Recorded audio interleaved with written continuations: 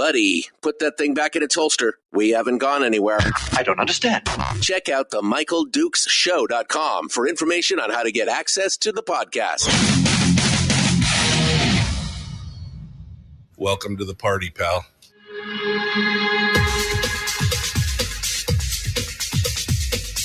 The Michael Dukes Show. The greed and the entitlement is astounding to me. What more could you want from a low-budget radio program? This is a dumpster fire. That was just BS. It is time to get a new perspective. We know just what you need, and we've got just the cure. Open wide and prepare for a steaming hot cup of freedom. I just don't fathom it. The Michael Dukes Show, streaming live across the world. Oh, baby. Live around the world on the internet at MichaelDukesShow.com and across the state of Alaska on this, your favorite radio station and or FM translator. Hello, and good morning to you on this beautiful Truth Tuesday. That's right. The weekly top 3, Truth Tuesday. It has nothing to do with death or dismemberment or pain. It's all truth. Sometimes the truth hurts. I'm just saying, sometimes it's going to be fun. Brad Keithley from Alaskans for Sustainable Budgets is waiting in the wings for us here. We're going to dive into the weekly top 3 and get into some deep truths here today. Talk about all that with him in hour 1. In hour 2, Chris Story, the man from Homer, will be joining us, and we will talk with him about you and me and our lives and our weekly life coaching lesson and so much more. We're going to get a dose of positivity. That's all coming up in hour 2. Plus, we'll do a couple headlines and maybe a little bit of a recap. And I'm gonna. Ryan in the chat room already says, "Is Randy the man on the street to tell us all about the PFD?" Well, kind of. I mean, it's kind of brutal. We're going to talk a little bit about that as well as we get into it. But without further ado, too long, don't read. I'm already there. Let's get to it with Brad Keithley from Alaskans for Sustainable Budgets. He joins us right now. We start off these Truth Tuesday with no pain, no nihilism, no nothing else. Good morning, my friend. How are you? Michael, I'm doing great today. We've stuck with the theme 2 weeks in a row now. I know it's gonna stick. I think it's gonna stick. It'll be fine. Don't worry about it. But I mean, it's just one of those things where people, sometimes it just feels like. Doesn't it feel like sometimes you and I have been talking about these things specifically? I mean, these weekly top 3 issues, which seem to revolve around the same half dozen things, essentially, for over 10 years. And it just, sometimes it feels like, I feel like I'm Don Quixote on Rocinante, just tilting at that windmill over and over again. You know what I mean? So anyway, let's get started. We're going to talk about the weekly top 3. Which are, of course, the big 3 stories that Brad Keithley from Alaskans for Sustainable Budgets feels like, is important to us. So first things first, Brad, the opportunity costs of the PFD. You keep using that word. I don't think it means what you think it means, right? Some of these people, oof, man, it's pretty horrific stuff. Give it to us. Let's get started. Well, Michael, you accused me at times of engaging in Twitter debates and Facebook debates, and accurately so. Yeah. And I got in one of those, and it made me realize something that I've talked about on the show, but sort of re-impressed on me what's happened over the last 7 years since we got into the PFD debate, and that is what are the opportunity costs of the PFD? Now, by opportunity costs, economists usually mean the alternative. What would you use? What would happen in the absence if you didn't do X? What would you do instead? And what's the cost of doing it that way compared to the way you're doing it? Like a lost opportunity cost. Like, right. You had a lot, because you had to do one thing, you had the lost opportunity, you couldn't do something else, kind of thing, right? Much better stated than I was doing. Yes, exactly. And so sometimes people will talk about the opportunity costs of the permanent fund dividend. And that has really, what they're talking about has really changed in the last 7 years. In this particular debate, or in this particular Twitter exchange, what the person who used the term meant was the opportunity cost is, if we didn't distribute money as PFDs, what would we use the money for instead? And the usual argument, we would use it for K through 12, we'd use it for the university, we'd use it for the capital budget to build infrastructure. And all of those things would produce better returns. The claim is all of those things would produce better returns than distributing the PFD as PFD to put it in the pockets of Alaska families. That's not where this debate started, and that's not where this term started. Back in 2016, when ICER did the study of what were the alternatives to the PFD, they viewed opportunity costs as alternative revenue measures. If we didn't raise money through PFD cuts, how would we raise money? We would raise it through a statewide property tax, through a statewide sales tax, through a statewide income tax, other revenue measures that would produce the same revenue to the state as PFDs do. And in all of those cases, ICER found that the return to the state, the economic impact of the state, was lower than distributing the money as PFDs. If you did PFD cuts, the state would suffer a certain level of economic harm. If you took money out through these other tax approaches, the state would suffer a certain level of economic harm. And the economic harm of PFD cuts was worse than the economic harm of the alternatives. That was the opportunity cost of PFD cuts. Along the way, that story got changed.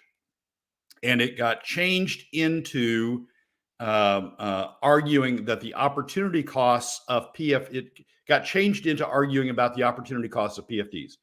If we didn't distribute the money as PFDs, what if we distributed it what if we used it for K through 12? What if we used it for the university? What if we used it for capital budget to build additional infrastructure?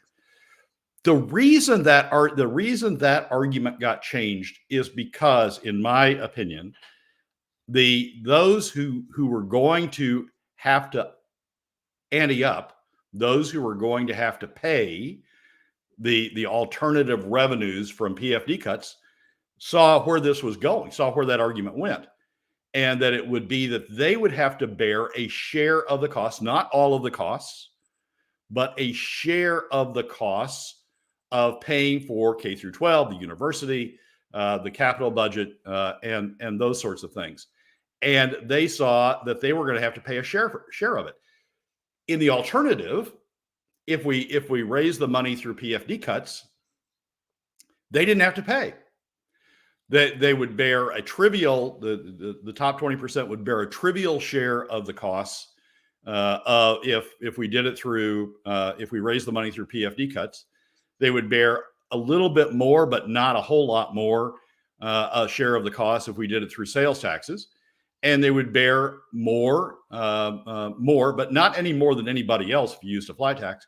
They would bear more through an income tax. And the oil companies saw it the same way.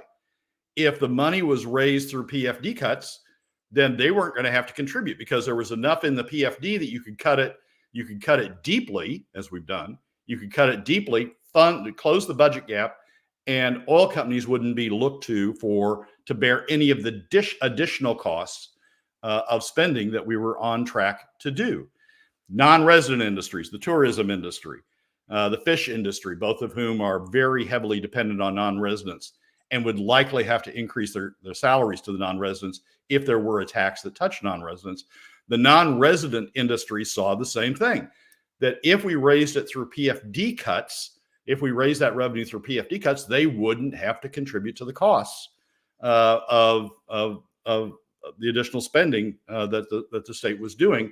They could get off, as Hammond termed it, scot-free by not having to pay any share of the cost. Non-residents would pay zero share of the additional costs. So in the course of the debate from 2016 to the present, in the course of the debate, the use of the term opportunity cost shifted. The opportunities we were talking about, the alternatives we were talking about, shifted from what ICER focused on in 2016, being the alternative revenue options, shifted to, what if we just spent this money instead on K through 12? Ooh, that'd produce a much better economic return. We wouldn't have to pay for it. We, the top 20%, the oil industry and non-resident industries, wouldn't have to pay for any of it. We would be fine. We would shift all the burden to middle and lower income Alaska families by using PFD cuts. So as you follow through the discussion from 2016 to the present, the term opportunity cost has shifted. The meaning of the term opportunity cost has shifted from alternative revenues, ways to raise alternative revenues to fund this spending, to the spending itself. That if we cut PFDs, then we get to spend all this money, and that has a better that's a higher opportunity benefit than distributing it by PFDs. It just really, I mean, this whole exchange brought home the intentional changing in the definition of the term opportunity costs from the beginning of this debate in 2016 to where we are in 2024. And everybody's been guilty of it. Legislators have been guilty of it. The media has been guilty of it. It's been controlling the definition of the term, controlling the rhetoric that has resulted in this shift in the debate. We've talked a lot about capturing the language, the shifting of definitions throughout the last 15 or 20 years. They've become very good at it. People and special interests have become very good at it in taking a specific word that we think means one thing and shifting it into something else. And I think that, that is a big part of it. What's interesting here is they never address the opportunity cost. And I read through the Twitter exchange, and I've seen a lot of this before, but what really stuck out to me was they never talked about the opportunity cost for the private sector. Like, what happened if you paid a full PFD and that money was used in entrepreneurship, in starting a business, in creating jobs, in creating wealth for other people? They always talk about, and this again shows the difference in this state between not necessarily Democrat and Republican, but between big government folks and smaller government folks, or pro-government versus pro-private sector, however you want to label us out here in the world. But essentially, that's the thing. When they say opportunity cost, they're only talking about government spend. They're completely ignoring the private sector, because I know that, you're going to talk about, people are going to take the PFD and go do hookers and blow, or go to Hawaii, or buy big screen TV. They never talk about the people who gather their money together as a family over a year or two and then launch, a $50, $60, $80, $100,000 business that then generates revenue, then generates taxes, then creates and hires creates jobs and hires people and does all that kind of stuff. They never talk about those lost opportunity costs. And that's what was captured in the ICER study, mostly in the ICER study. What the opportunity cost is when you look at it on a revenue basis, when you look at PFD cuts as a revenue source and compare them to other revenue sources, what you figure out is the marginal spend of those who would pay the tax, the non-resident industries, the oil companies, the top 20%. That marginal spend is largely out of state. They spend the money, that marginal amount of income that they otherwise would pay in taxes, that the top of their spending category is otherwise largely in investments or other things, vacations, otherwise being spent out of state. And what you see is the PFD tends to be spent in state. There are those, occasional stories of the guy took the vacation to Hawaii. That's largely the top 20% that's using the money to take the vacation to Hawaii. It's not you, it's not others that are listening to this program who, pay their property taxes or do something else. buy fuel for the winter, or, buy something, a needed home repair. They're not talking about the bulk. They're going to these marginal stories about, the top 20% took a vacation to Hawaii. Well, yeah, but they could have, if they'd paid taxes, then they might not have stayed at the top tier resort in Hawaii. They still would have taken the vacation to Hawaii, but not taking the top tier resort to Hawaii. But they still would have gone, the top 20% still would have gone to Hawaii. So it's you're really trying to analyze which approach has the bigger impact on the industry or on the state. Certainly those people who are claiming, well, we could distribute the PFDs as K through 12, they're all arguing that spending it on K through 12 or spending it on the university or spending it on the capital budget for additional infrastructure, all that would have positive benefits to the state.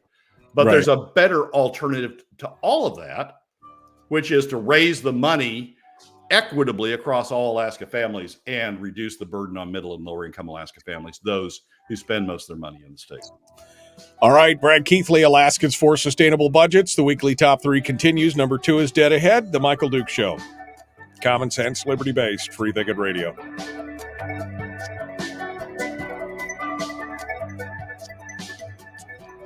If you missed the show, you can listen to it on your time with Dukes On Demand. Oh, and it's free. Like America used to be. Streaming live every weekday morning on Facebook Live and MichaelDukesShow.com. Okay, Brad Keithley, Alaskans for Sustainable Budgets is our guest here as we continue to go through. I mean, that's the thing that kills me, is that they continually focus so hard on what more the government should have that they never focus on what the effect on the economy is in the private sector. We're so fundamentally divorced between those two economies that it doesn't even dawn on them what could be done with that money by people out in the private sector. I mean, I never went to Hawaii on a PFD. I never went to, I don't even think I ever really made a major purchase, except for I remember the one year that Palin included the heating thing and all that stuff. That did help me pay off my balloon payment on my mortgage. I had a balloon payment. I had a second on my mortgage from the original owners, and I paid it all off in 1 year using a big chunk of that. But other than that, that's all otherwise it was just, like you said, tires, heating oil, clothes for school, or clothes for the kids and new school books and whatever it is. I mean, just regular everyday stuff. They act like it's a gift or a bonus kind of thing. Yeah. And it's themselves they're talking about. Oh, somebody would just spend the PFD on going to Hawaii. Well, that's the top 20% that spends it on going to Hawaii. They talk about some people that, buy snow machines with it. Well, out in the bush, a snow machine is a necessary vehicle. So that's not a bad thing. If we're talking about somebody in town who's buying it, who's buying a snow machine with it, that's more likely the top 20% than it is somebody who's paying rents or paying their mortgage in Anchorage or in Fairbanks. It's capturing. I mean, this whole debate just brought home to me again that people have successfully, those who are trying to dodge paying their proportionate share of the costs of government, have successfully captured the language and have restructured the debate in terms of, oh, we could be spending it on K through 12, or, oh, we could be spending it on the university, or, oh, we could be spending it on capital improvements. Well, the real alternative, as ICER looked at it in 2016, was, oh, well, we could be raising that money that you want to spend on K through 12 in a much more equitable fashion that had a much lower adverse impact on the Alaska economy than through PFD cuts. We could be raising it through equitable taxes of some sort, if that's what you want to spend it on.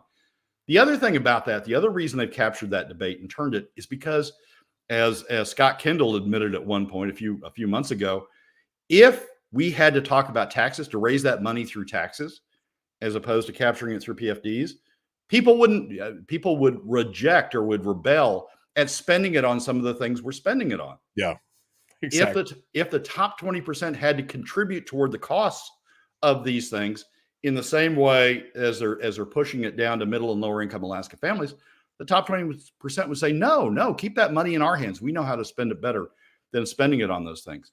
So by capturing the language and shifting it to the burden on the remaining 80%, the other 80%, the top 20% have not only been able to dodge spending, they've been able to keep spending because they know that they wouldn't be able to spend it because they wouldn't be able to raise the money if they had to do it through taxes. Brian asked the question, isn't money fungible? Generally, it doesn't matter where the money is spent in the economy. I mean, that discounts the time value and the multiplication factor of money in the private sector versus in the hands of government. We know that money in government hands turns one time in the economy versus between 6 and 7 times in the private hands. So it's fungible to a degree, but again, it's the return in the long run, right? I mean, that's the Yep.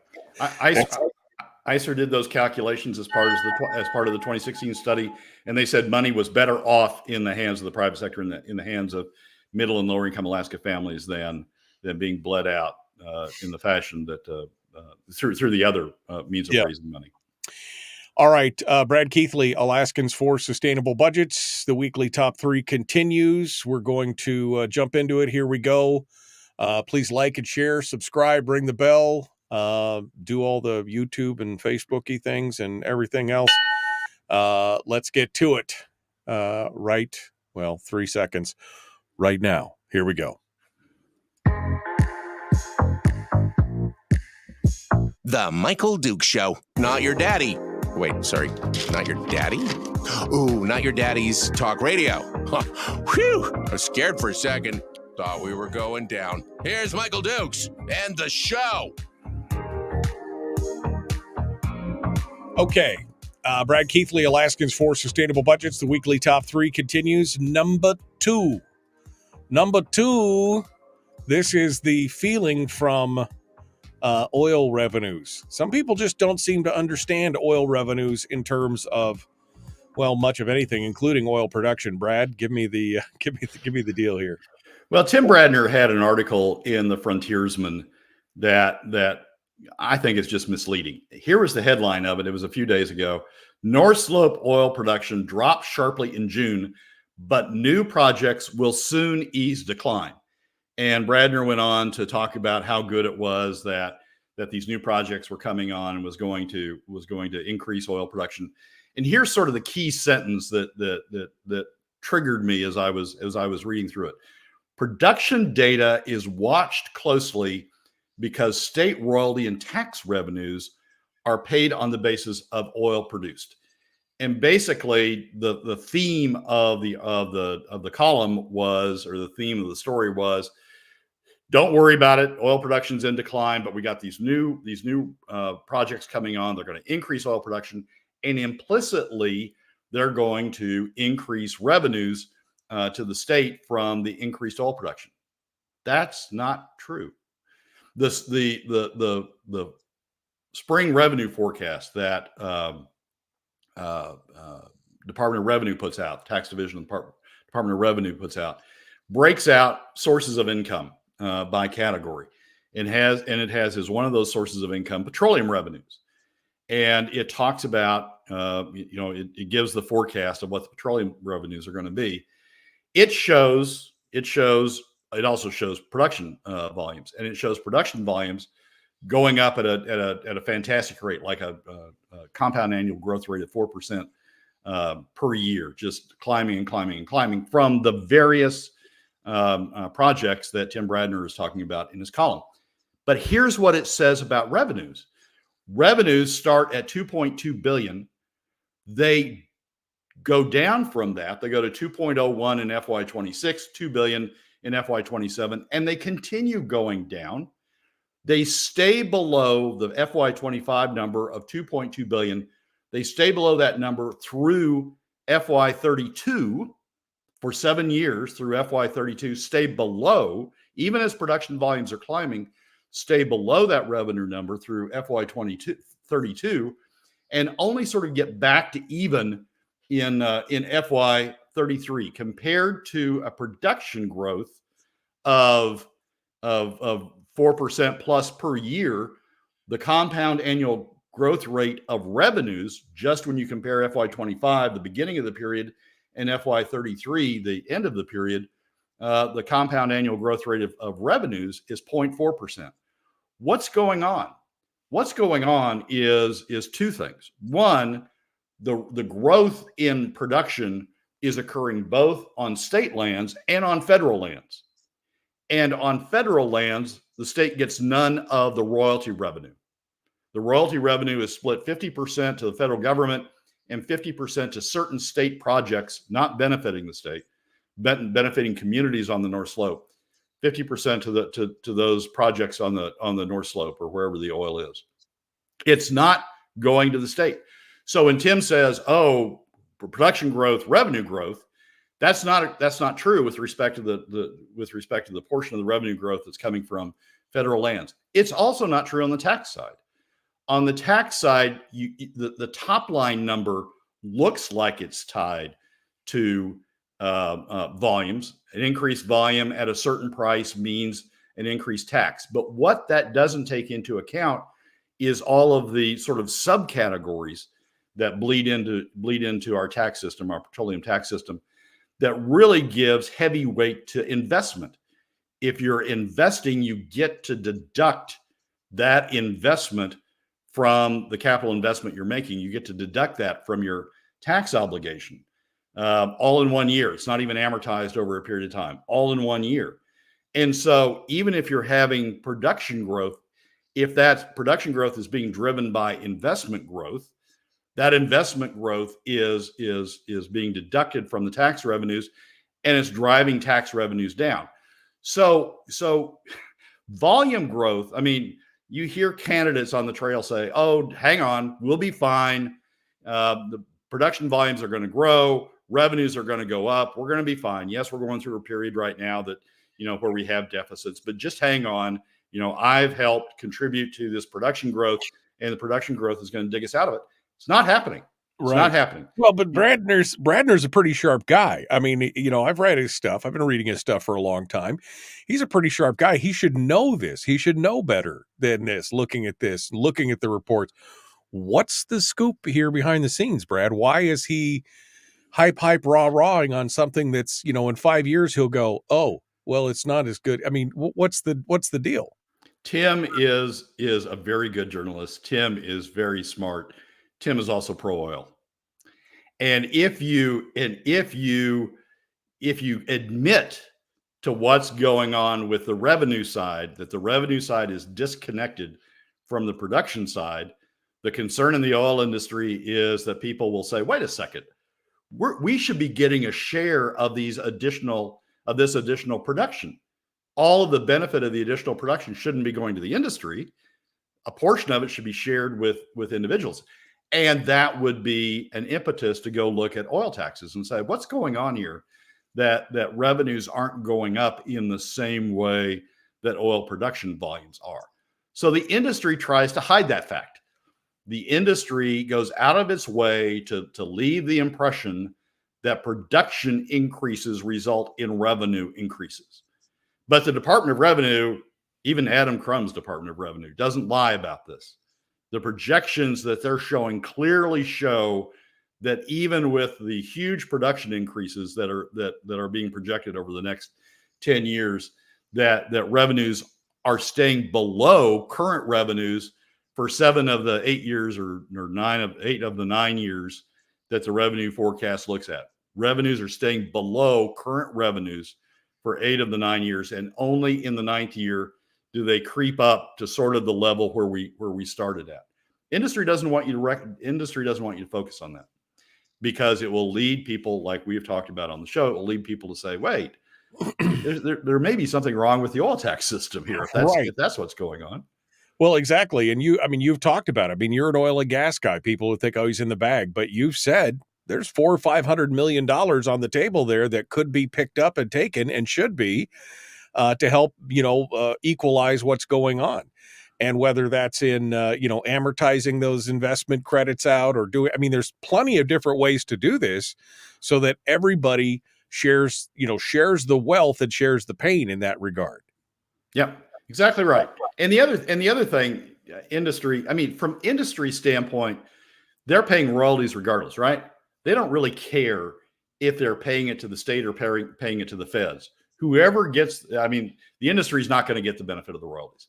They're going to go one way or the other. They don't focus on the fact that it's going more to the feds from the federal lands. It's going to the feds instead of the state, and they don't focus on the impact that has on state revenues. They just say, "Look, we're paying royalties. I mean, we're not trying to short anybody royalties. We're paying them." But from the state's standpoint, and particularly from the PFD standpoint, which is taking the hit of all this, guess who's filling in the gap that oil revenues aren't during this prolonged period? From the PFD standpoint, it's the PFD that's taking the hit from those royalties going to the feds.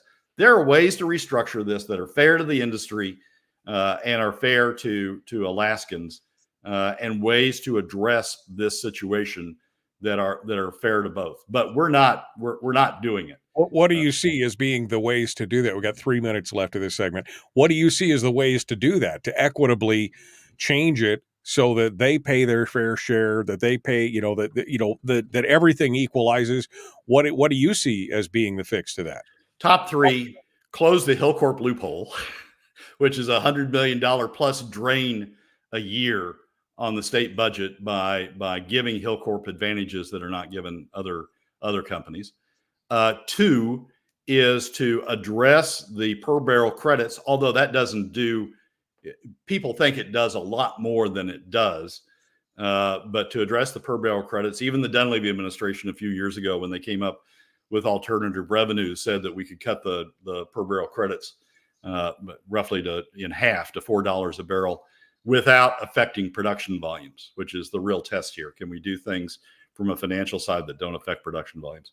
And even the Dunleavy administration said, yes, we can cut per barrel credits. And then the third thing is to address this investment, the way investment's dealt with. Originally, the statute was set up to treat investment as something that we really needed, really wanted, really had to have a lot of, because we were on a downslide with respect to production volumes. And so they set up the tax system to allow the deduction of investment in the year in which it incurred, all of it in the year in which it occurred. There's a concept called ring fencing that gets involved in that as well. And ring fencing is you invest someplace else, you get to deduct it against all of your taxes as opposed to just in that other location. We can address investment, the deductibility of investment, and address investment in a way that still encourages the industry to invest, but does it in a way that's not as hugely impactful on revenues as the way it occurs now. So that when we see production go up, we would see some kind of at least commensurate increase in oil revenues as it came through. Yes. Whether that's spreading it out or forcing them to take the credits in the areas in which they're investing them instead of across the board. Yes. Yeah. Okay. Yeah. Those are the three big things: close the Hillcorp loophole, address the per barrel credits, and address the way in which investment is amortized or not, or in the case of where we are now, not amortized out over a period of time. Brad Keithley, Alaskans for Sustainable Budgets. The weekly top three continues. We got one more segment, and we will continue. Back with more, The Michael Duke Show. Common sense, liberty-based, free-thinking radio. We'll return with Brad Keithley and number 3 of the weekly top 3 right after this on this Truth Tuesday.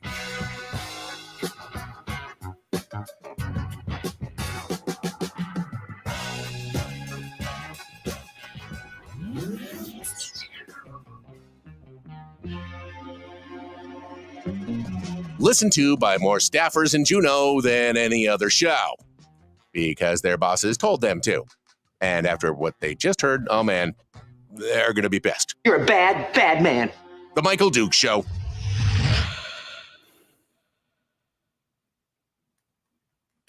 Brad Keithley, the weekly top 3 continues.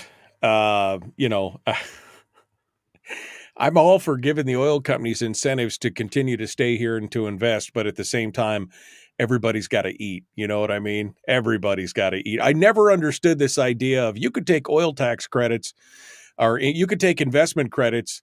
You could invest anywhere and then take them against, this other field or what. And I'm just like, that makes no sense whatsoever. It should be in the areas, it should be ringed again to the area that we're making the investment for future investments and future royalties. It shouldn't be, you can invest all this money into something and take it from everywhere else. To me, that never made sense, but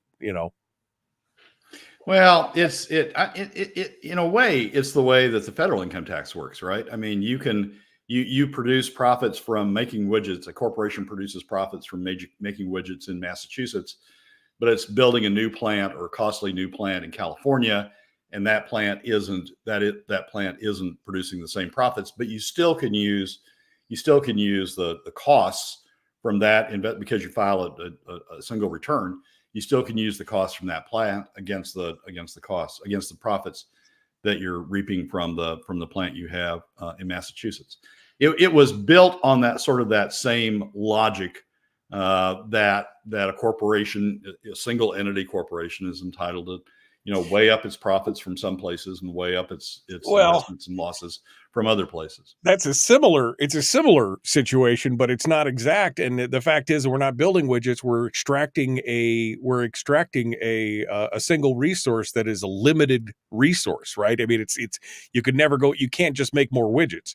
You can't just make more oil. It's a limited resource, and so that's the main difference in that, and that's why we should be talking about it. There's different ways to address the investment piece of how you calculate taxes. Ring fencing is one of them. Amortizing, requiring an amortization of the investments over a period of time, as opposed to letting them all go in the front end loading the investment deduction. That's another way of addressing it.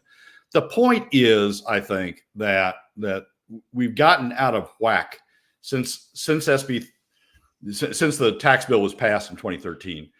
We've gotten out of whack between the reality on the ground of the oil industry and what the tax structure is.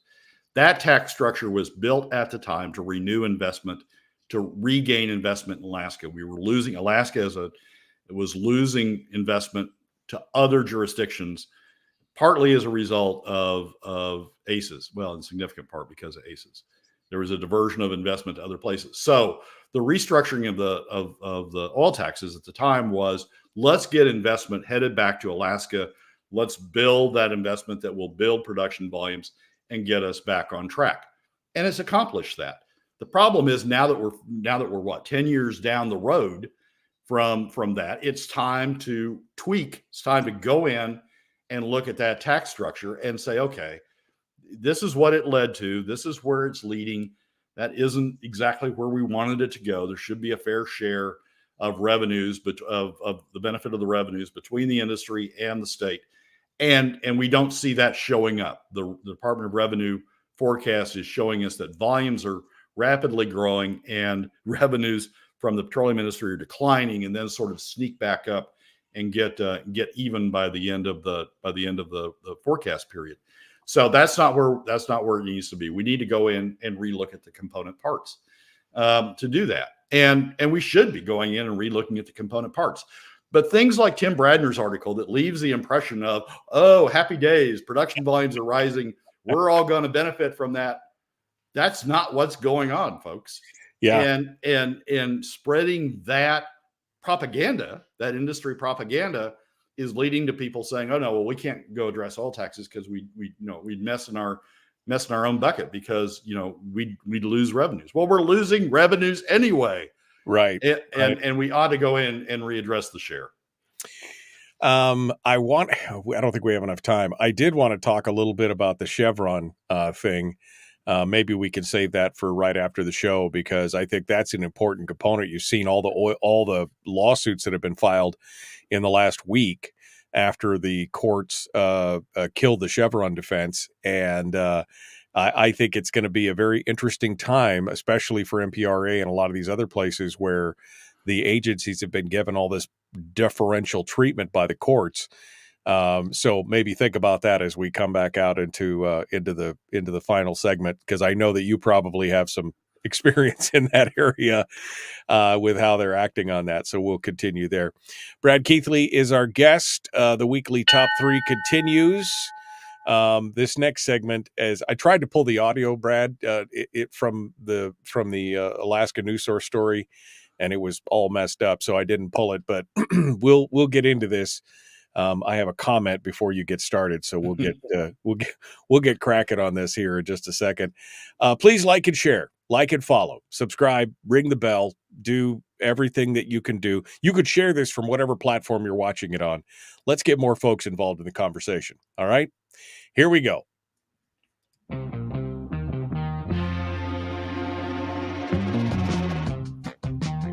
The Michael Duke Show. Seriously humorous with a pinch of intellect.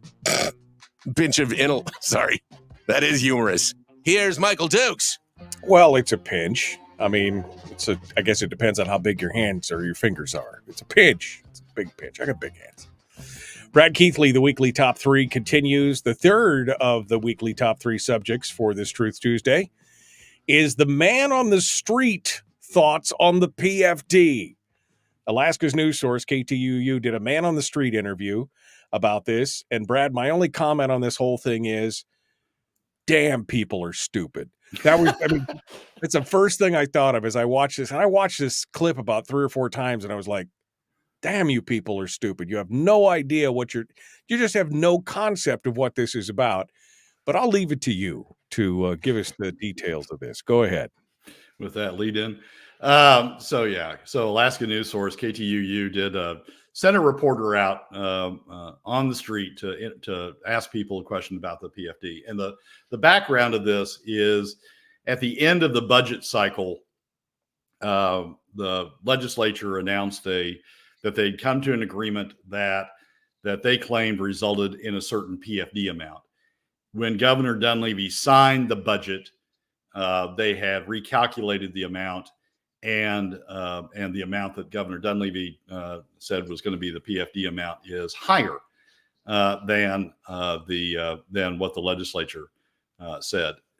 There's a couple reasons why that happens. The numbers are about $100 apart. It's not that big a deal, but the reason why that happened is three things. One is the revenues that the state's getting, the revenues that are going to the supplemental portion of the PFD, the energy rebate portion of the PFD. The revenues came in a little bit higher for the state, and so that increased the revenues that are going out in PFD. That was probably the smallest of the 3 things.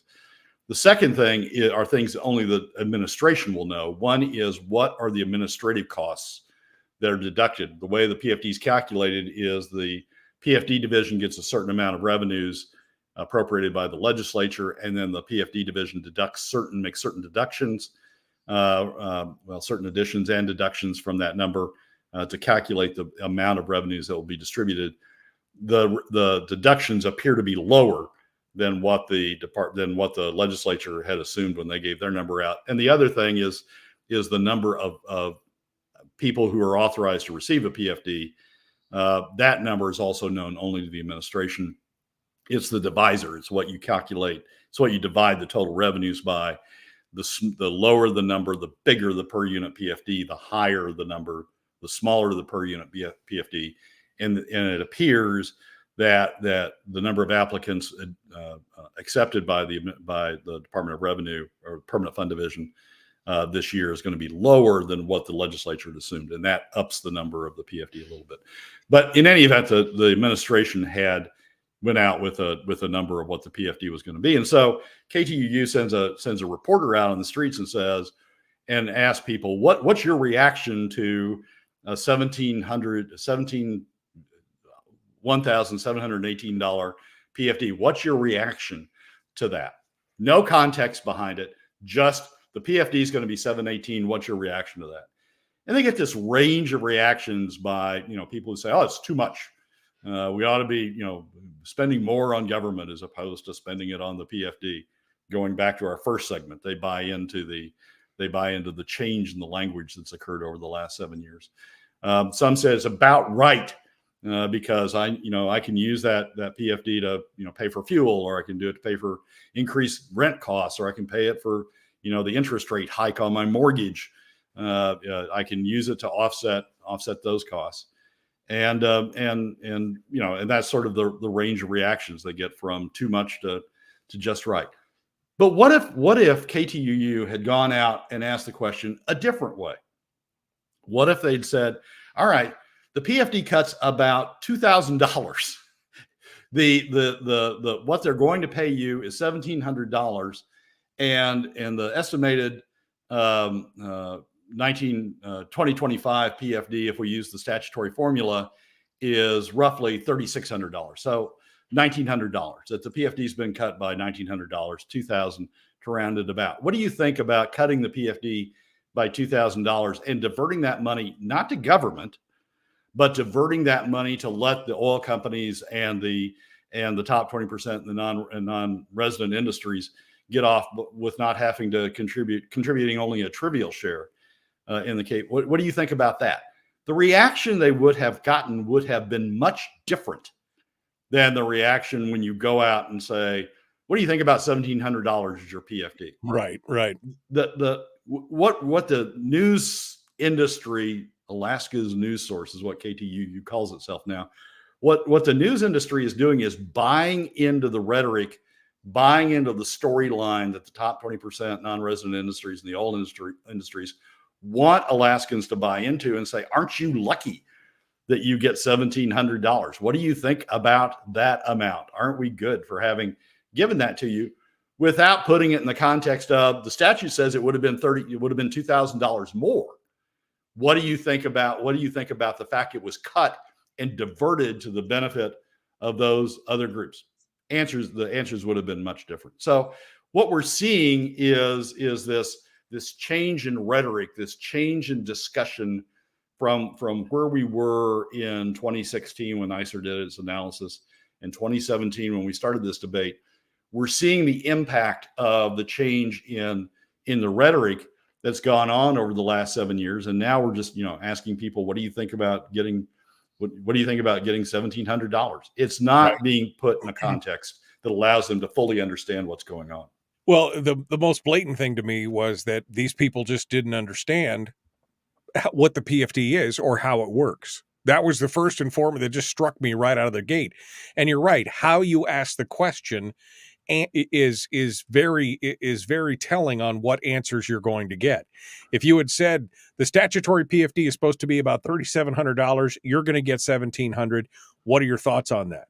That would have been a better, kind of more neutral question, instead of just this amorphous, it's $1,700. What do you think?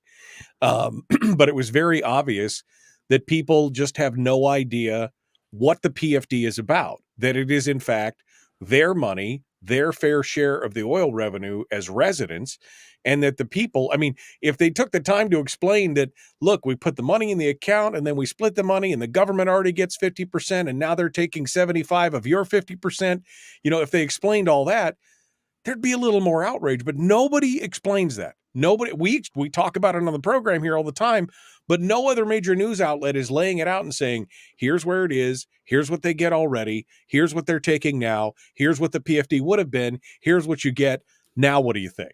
Nobody says that.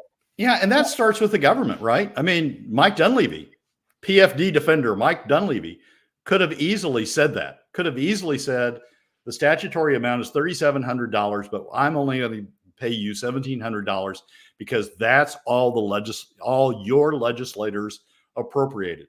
If you want to go complain to somebody, go complain to your legislators because that's what they voted for. Dunleavy could have set the rhetoric, could have set up the understanding of the PFD, but he didn't do it. He's not done it since 2019. He says, he just adopts what the legislative rhetoric is, which is, yep, what you're going to get $1,700. Aren't you lucky? And goes with that. Legislators, I mean, even candidates out there, I very rarely hear candidates talk about the statute provides that you get $3,700. Your legislator, your incumbent, only voted to pay you only $1,700 of that and divert the rest to shielding the top 20% non-residents in the oil industry from having to pay their share of the cost of government. They've pushed all the cost of government off on you. I very rarely hear even candidates talking about that anymore. So it's the rhetoric from all the way from opportunity costs, which we talked about in the first segment, to the amount of the PFD, which we're talking about now. The rhetoric has just shifted over that period of time, being driven by legislators, being driven by the oil companies, non-resident industries, and the top 20%, being driven in a way to ignore the tax effect, the adverse effect of the cut on Alaska families and on the overall Alaska economy, being driven in a way that benefits them and works to the disadvantage of the other 80% Right. of Alaska families and works to the disadvantage of the overall Alaska economy. With the mainstream media being a main accomplice of all this kind of stuff, because the media is not digging into any of this. None of the articles or, it's only opinion pieces that touch on this sometimes, barely at all. But none of the mainstream reporters are digging into this and asking questions and saying, well, wait, you're supposed to get 50. They take 50. Now they're taking 75 of the 50.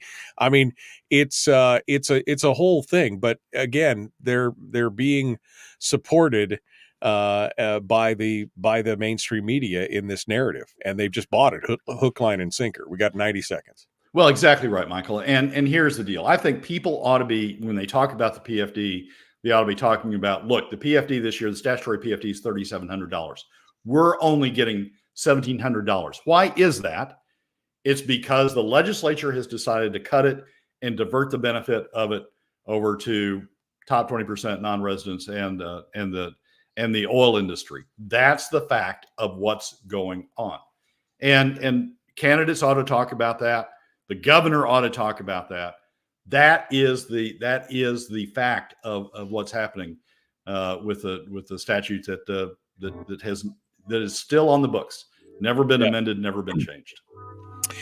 Brad Keithley, Alaskans for Sustainable Budgets, the weekly top three, what we call Truth Tuesdays around here. It's appreciate you coming on board, Brad. Thank you for being part of it, and we will talk to you again next week. Michael, as always, thanks for having me. Folks, we're out of time for this hour. I got some thoughts coming up into hour 2, plus a headline or two, and then Chris Story will be joining us. The Michael Duke Show. Common sense, liberty-based, free-thinking radio.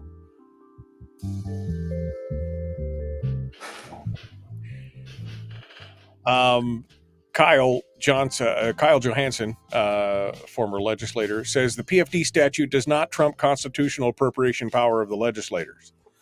Well, only because it's now being treated as if it's revenue. I mean, that was the major sin that Walker committed, is instead of being a simple transfer and payout, they changed how they accounted for it. So then it became government revenue. So then it became subject to appropriation, right? I mean, before that, it was a simple shall transfer kind of thing. And it was never accounted as revenue. And so they just it just went on through. That was the major change there. But the bottom line is the statute still remains on the books. So now we've got dueling statutes. Well, no, we don't have dueling statutes. My reaction to that is usually yes. So, I mean, we've got a statute on the books. Legislators tell us that we ought to follow the statutes.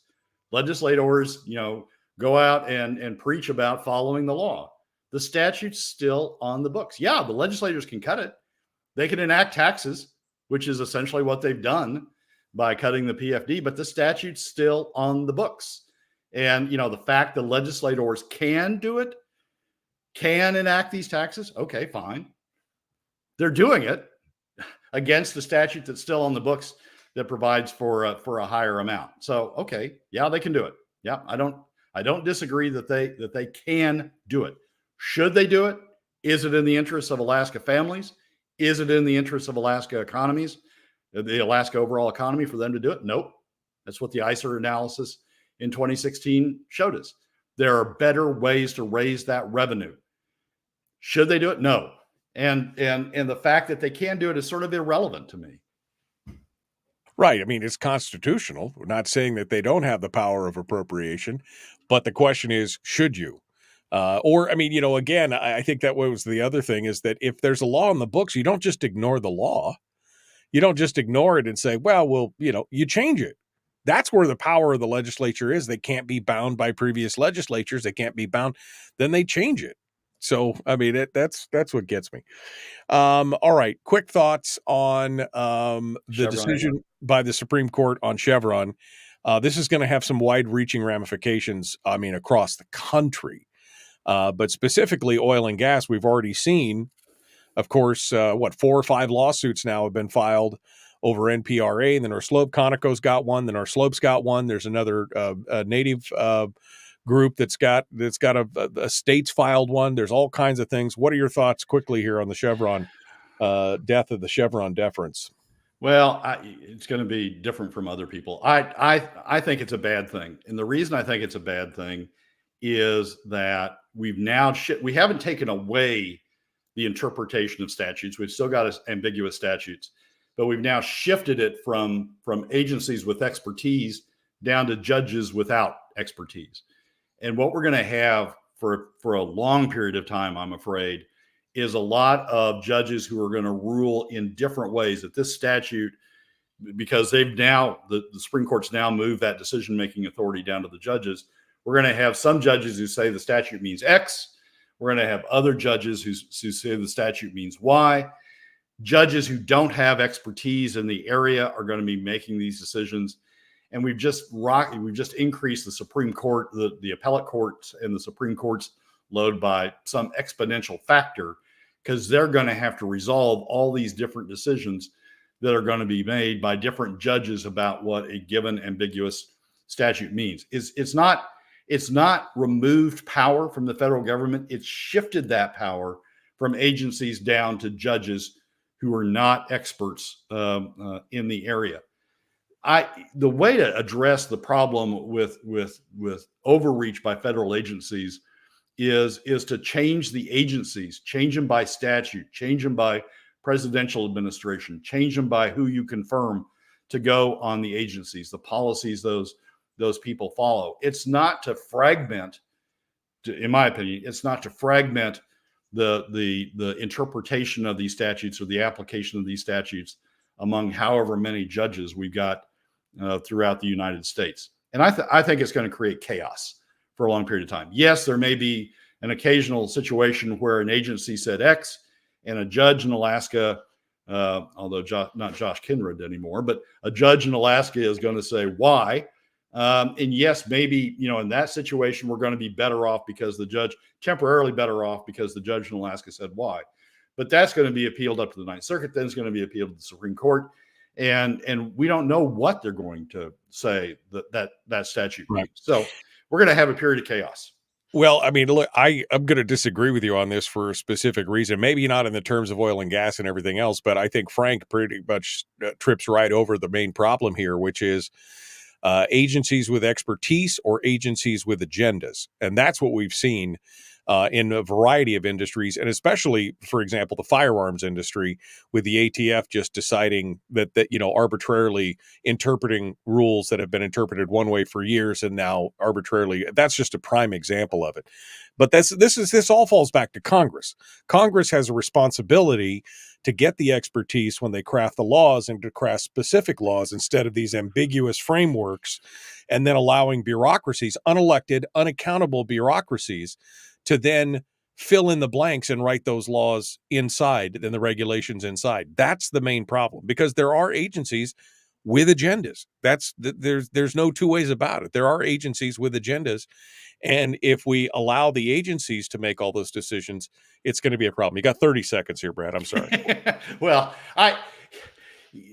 the agencies I've dealt with in my career did have expertise and I didn't always agree with the outcome, but at least it was uniform throughout the nation. Trying to devolve this down to however many judges we've got out there, how many district court judges we've got out there, is going to be chaos, and we're going to have inconsistent decisions. And it's going to sort of depend on what judge you pick at what point in time, what decision you're going to get. It'll be interesting to watch, that's for sure. May we live in interesting times. Brad Keithley, thank you, my friend. I appreciate you coming on board. Thanks for joining us today. Michael, as always, thanks for having me. Folks, we're out of time. We got to go.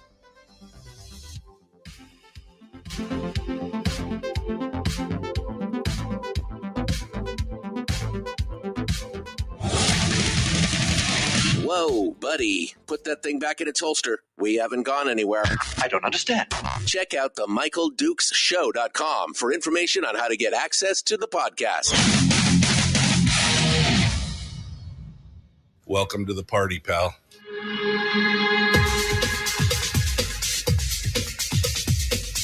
The Michael Dukes Show. The greed and the entitlement is astounding to me. What more could you want from a low-budget radio program? This is a dumpster fire. That's just BS. It is time to get a new perspective. We know just what you need, and we've got just the cure. Open wide and prepare for a steaming hot cup of freedom. I just don't fathom it.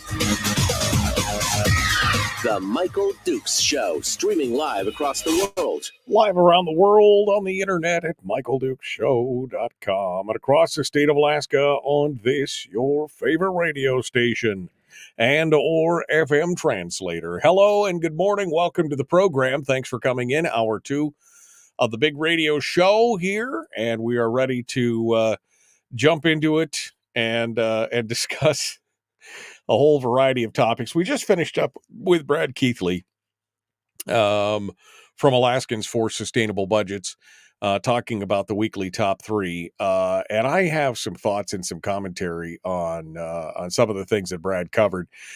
We actually also just talked a little bit about the Chevron, the decision to eliminate Chevron deference in the Supreme Court. Brad and I are in disagreement on that. It's going to be, we should have I think we're going to bring probably Jacob Sullum from Reason Magazine on to talk more about this, and then maybe we'll bring Brad back to talk about it specifically. But that's a show for another day. Let's continue on with some of the topics that Brad brought up, and I guess we'll start with the last one first. So for those of you who just joined us, first of all, welcome. You missed being a member of the 6 o'clock club by 8 minutes. You could have been here just a few minutes earlier, and you too could be an unofficial member of our unofficial 6 o'clock club, which means you just listen in the 6 o'clock hour. But you could be one of the cool kids. That's just what I'm saying. If you want to be one of the other cool kids, you can also help, of course, support the show by joining us on Patreon, patreon.com/Michael Dukes Show. That helps support the show as well. Gives you access to our private Facebook group and some other things. Just go check it out. Okay, so the last thing Brad was talking about was this man on the street interviews with KTUU, where they went out on the street to talk to people about the $1,700 PFD. And my first thought after watching this a couple times, because it's just a little 2-minute clip, after watching this a couple times was, damn, people are stupid.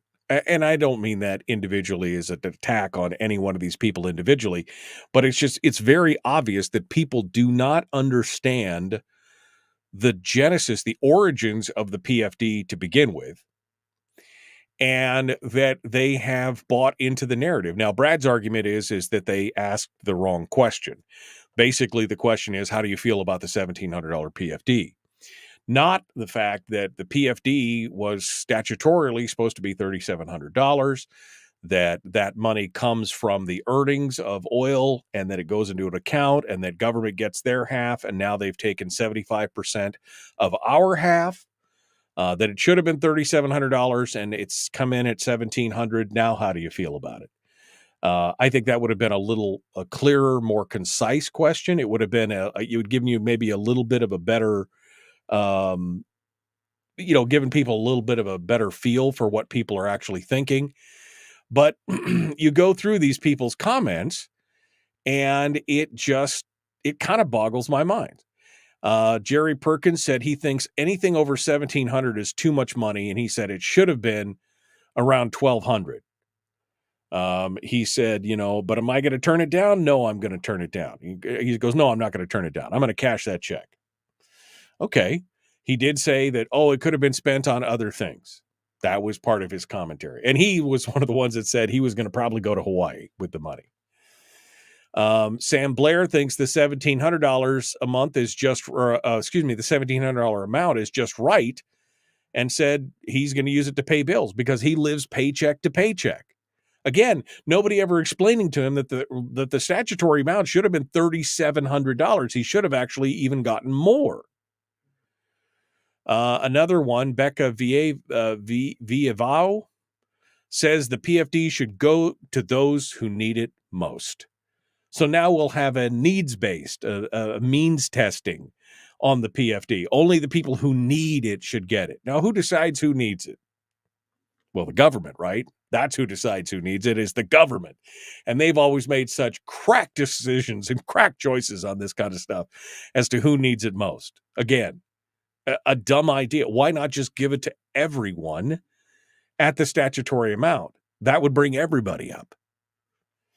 And then Julia Les says that she is not a fan because it causes a lot of contention, which is not a reason. She goes, I'm not a fan of the PFD. I don't think we should have it. It creates so much contention.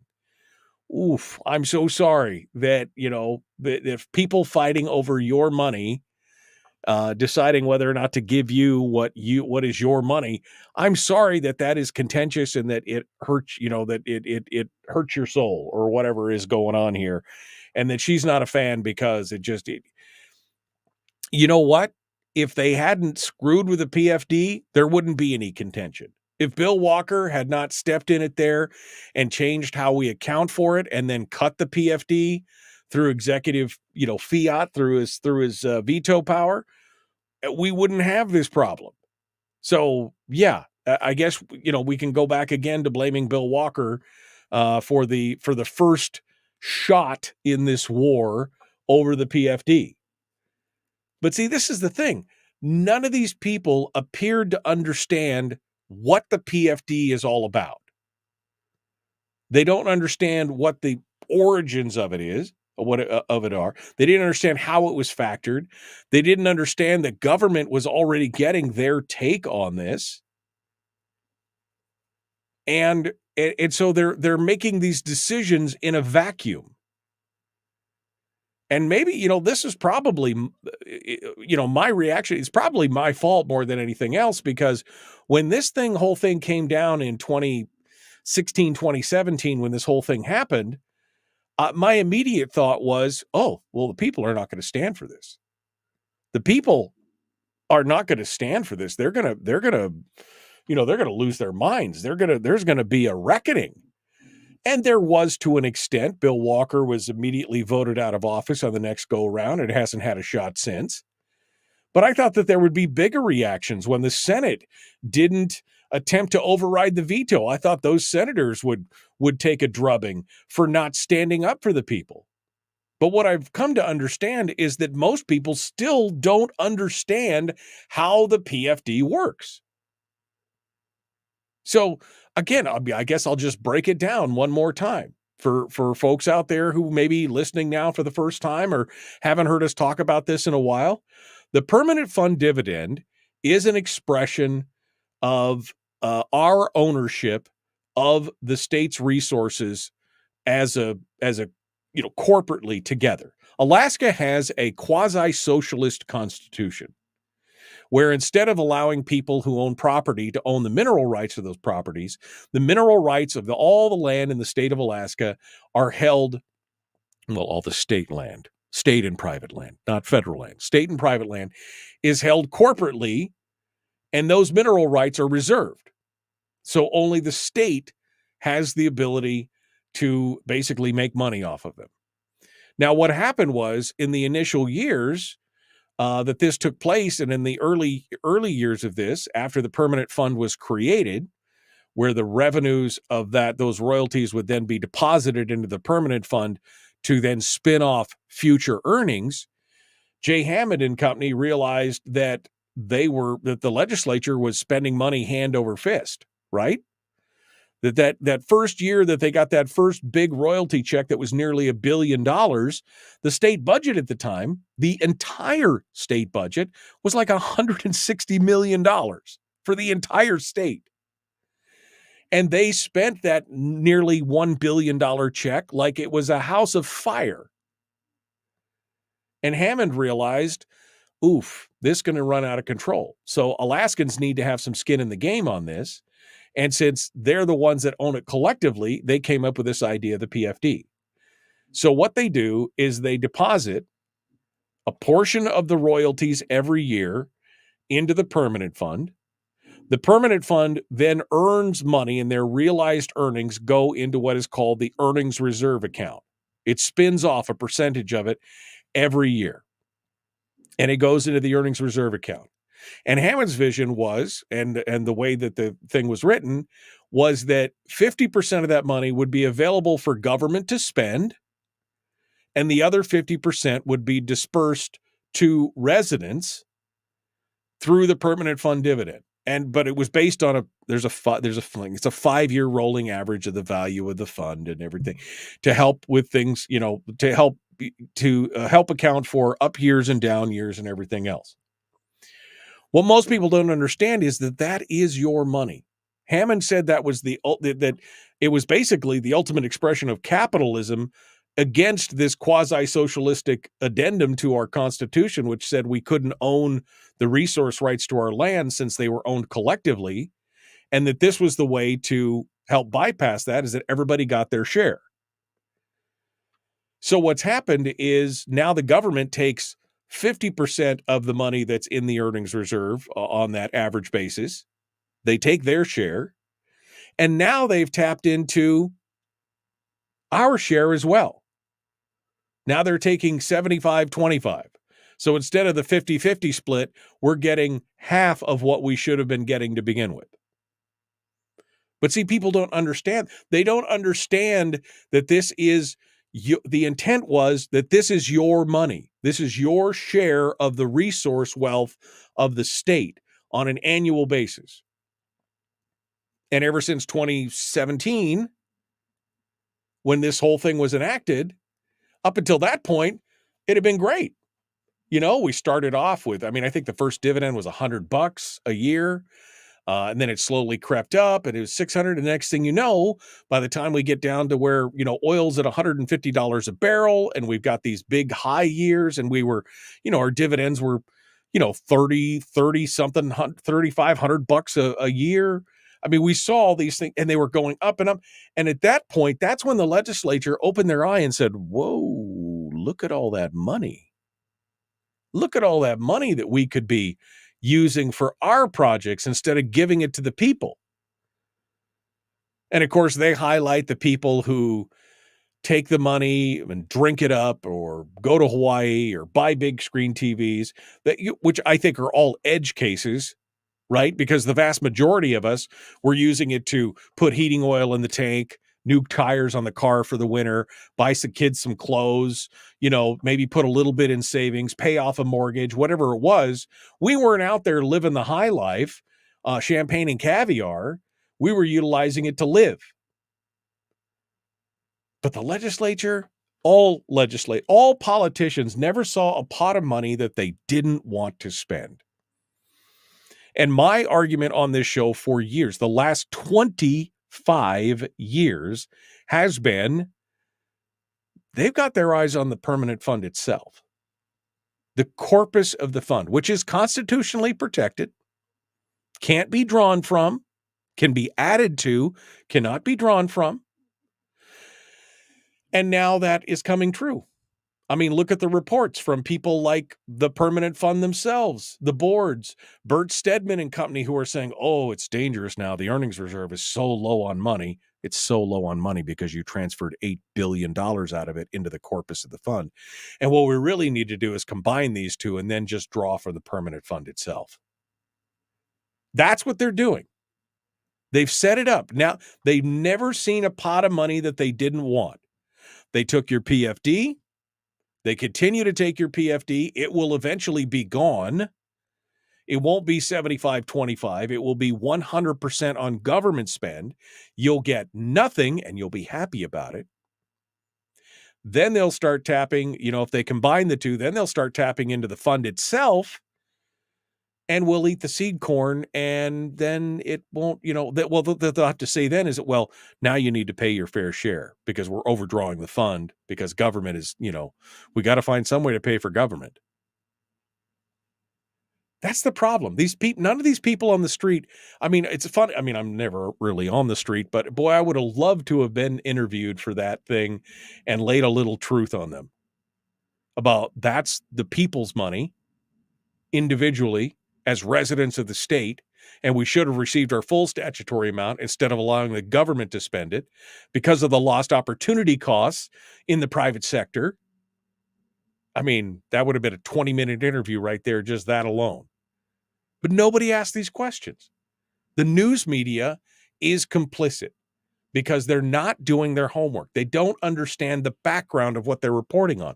They don't take the time to learn about the genesis of the fund, why it got started, what's happened with it, the history of it, how it actually mechanically works. And people just walk around going, oh, it's just free money. Okay.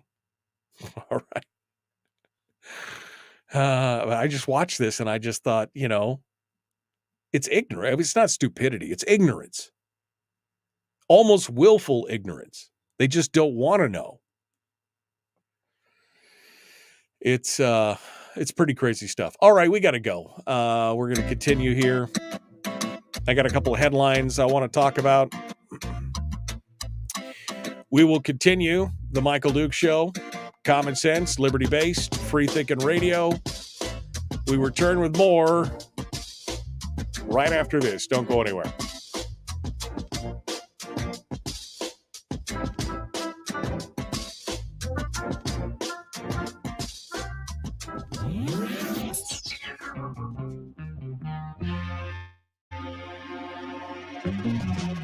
Running on 100% pure beard power. Oh, also some coffee. We dip our beard in coffee. Ha, nice beard. The Michael Duke Show.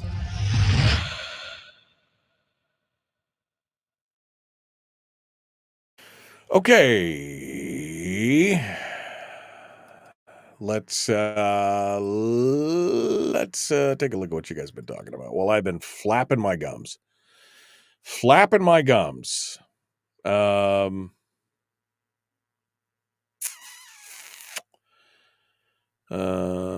Okay. How about maybe Brad can go out on the street to rephrase a question to his own survey? That would be interesting. Get Brad to go out there and ask people on the street what this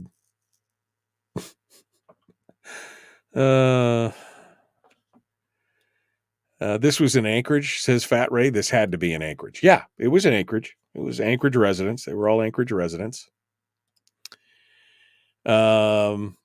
Audrey says if somebody doesn't need their PFD, then they should donate it to those who need it more. Yeah. Well.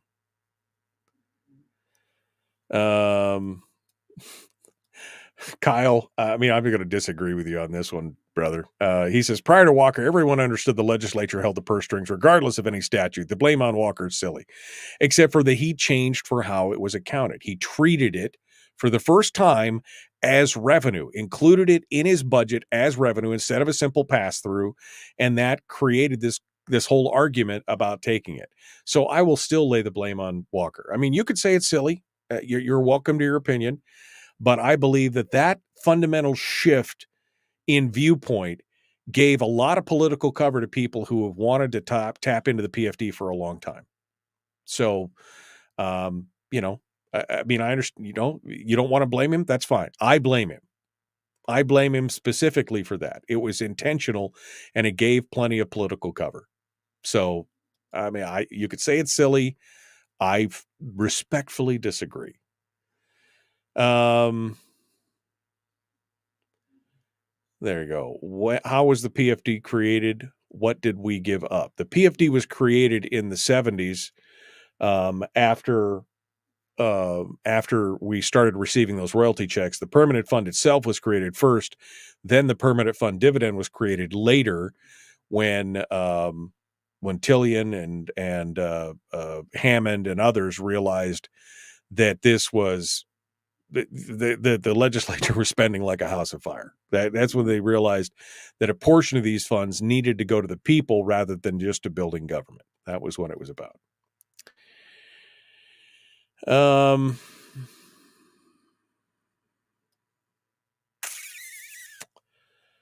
3,800 a day was equivalent to that's right. The first PFD was $1,000. Thank you, Harold. I forgot. After that, the first PFD was $1,000, and then it was pretty low after that. It was $100, and went up from there. But the first one was $1,000. Thank you for reminding me of that.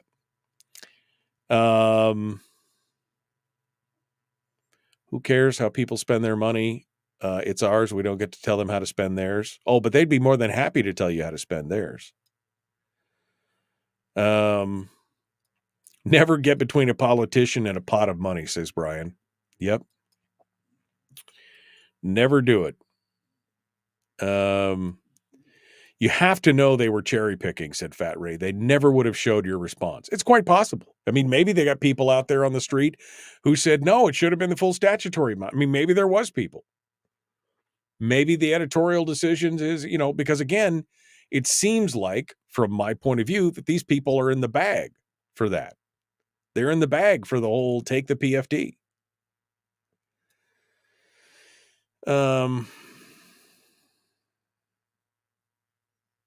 He said that was done to shape opinion, not to show what it is. It could be.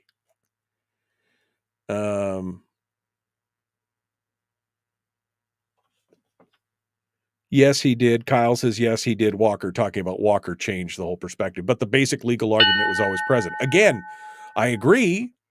What he did was fundamentally legal, but was it right? And was it right for the people? I guess you tell me, Kyle, in your opinion, was what he did right for the people? I'm not saying whether it was legal or not. I'm saying, was it right or was it legal? That's my question to you. All right, we got to jump back into this. The Michael Duke Show. Common sense, liberty-based, free-thinking radio. Like, share, subscribe, ring the bell, yada, yada, yada. You know what to do. Why haven't you done it already? Here we go.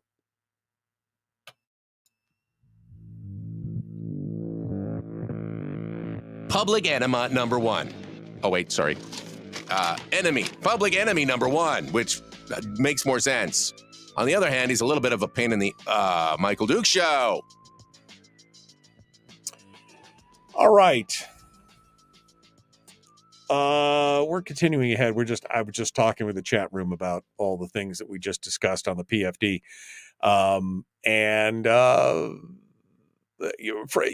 Fat Ray makes an opinion. He says, he said they would never, because I said I would love to have been interviewed. He said they never would have shown that interview. They never would have showed your response. In his opinion, it was done to shape opinion, not to show what the opinion is. It's to shape opinion. It's possible.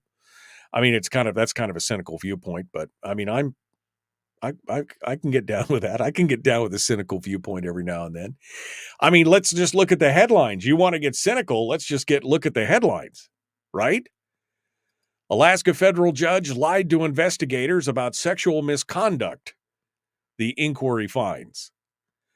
So we found out yesterday that Joshua Kindred, the U.S. District Court judge who had been appointed back in 2019 and confirmed in 2020, is kind of a scumbag, which shocking, I know, but it kind of a greasy character.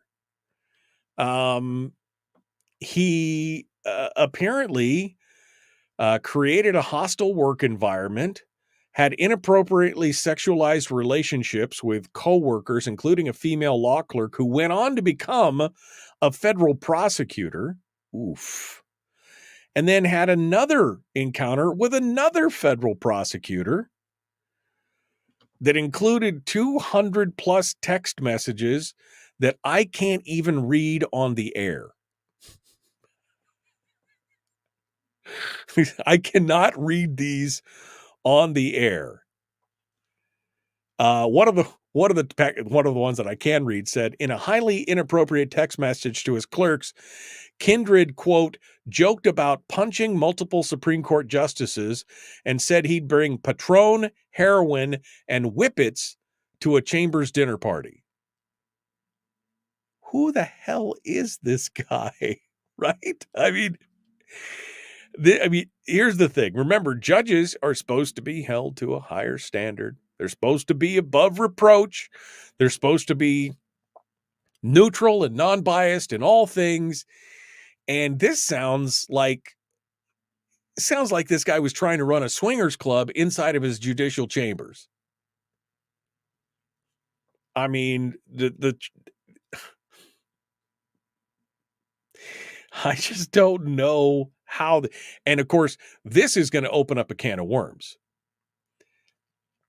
The article from Sean McGuire in the ADN says the report in Blunt, because there was a report that was created by the who was it?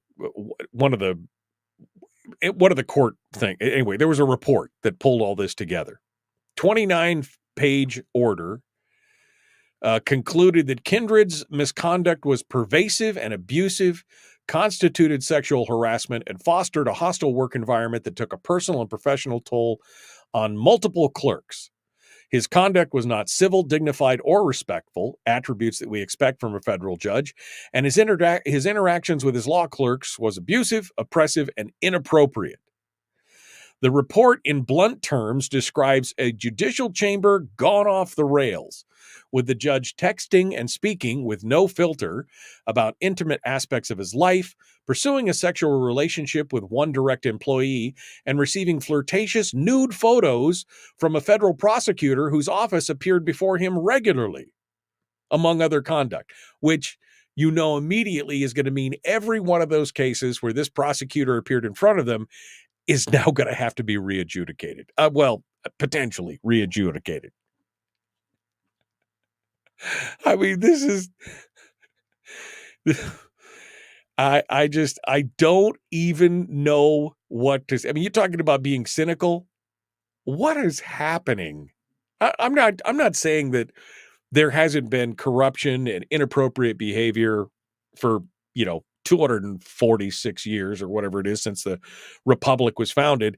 But I mean, who thinks that who walks around in their place of business and thinks this is a good idea? I just don't know. I just read this and I'm just like, wow.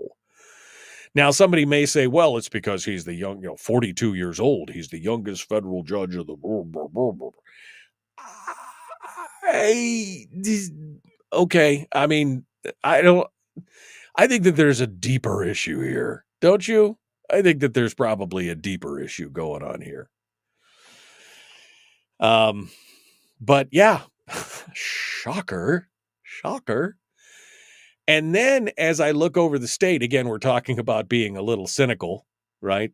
That was kind of Fat Ray's comment about how they would never show my interview on KTUU if they caught me on the street because it would make too much sense and they're trying to form it. I mean, it's a cynical viewpoint. Not that I disagree in some ways. But then I'm looking at the paper, and every day I look at the paper, it's like, holy cow. Another man was shot in East Anchorage after he fired at the police in Anchorage, which is the fifth incident in the past 2 months where Anchorage police shot someone. So, I mean, is it just a mad world? I mean, are things going crazy? And then there was the story of the troopers down on the Kenai where they shot a 67-year-old guy from Kasilof who was brandishing it was initial reports of that a man was armed with a sword threatening to kill people.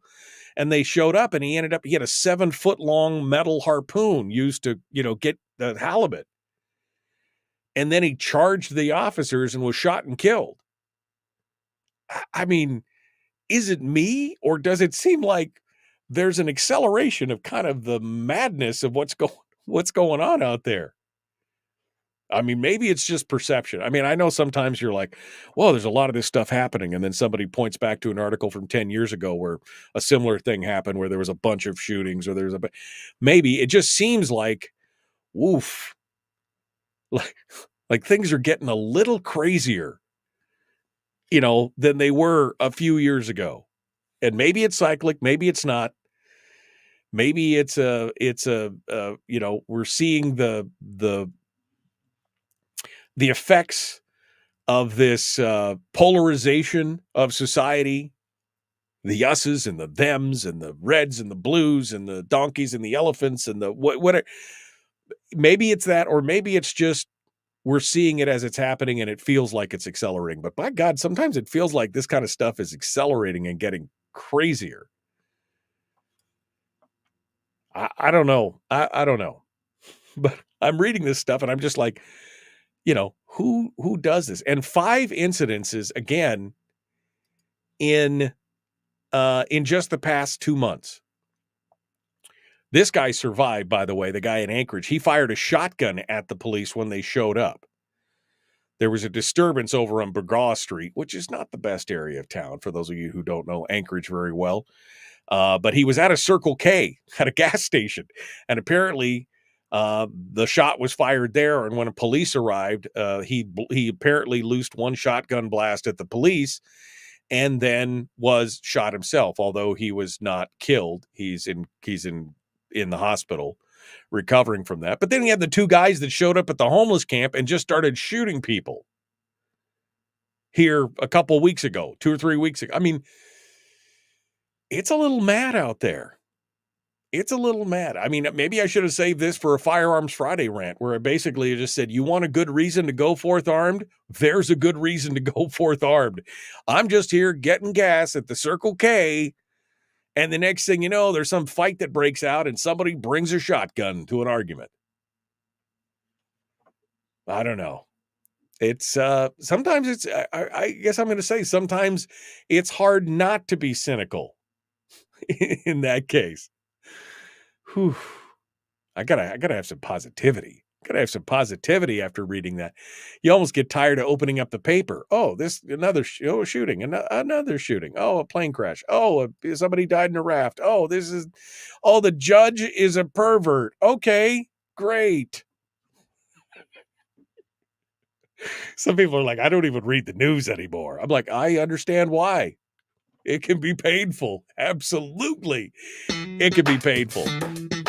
All right. Well, let's get ready to go. I need that positivity. Where's my guru of positivity? Chris Story going to be joining us here in a second. We're going to get a little bit of a life coaching lesson.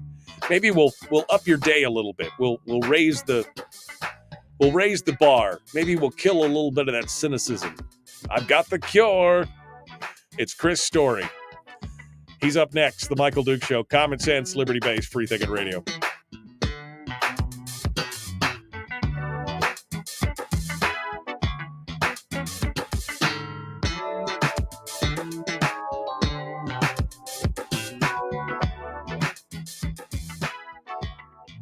We're broadcasting live through a series of tubes. Allowing all of these entities to provide streaming stuff going on the internet. Well, it's kind of hard to explain. Sorry. Streaming live every weekday morning on Facebook Live and MichaelDukesShow.com.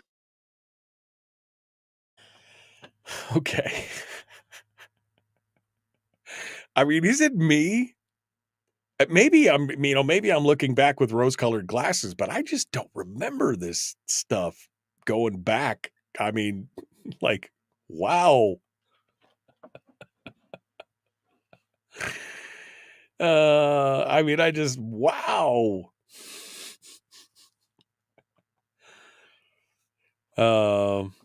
Federal prosecutors are hot, says Brian. Apparently the ladies thought he was. Kyle says Kevin Clarkson did similar things, but the Alaska bar protects attorneys. It doesn't discipline them. I doubt they will even disbar this guy, which, I mean, they're supposed to be held to a higher standard. If you don't,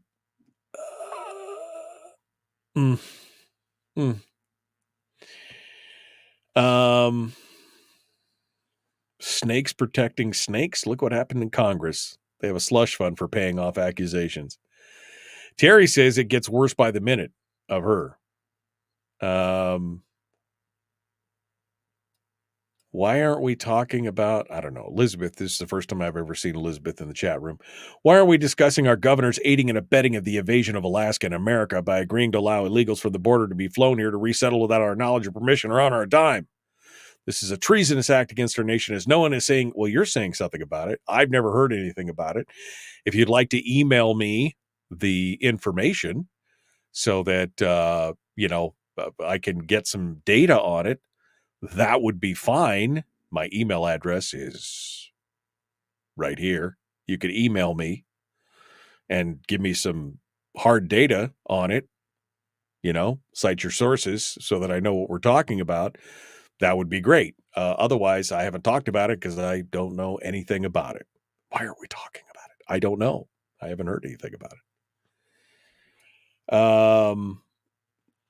Jeannie says, and he's the only one who's been caught, the judge, Kindred. Imagine how many more there are doing the same. I don't know. I mean, obviously, potentially there could be more.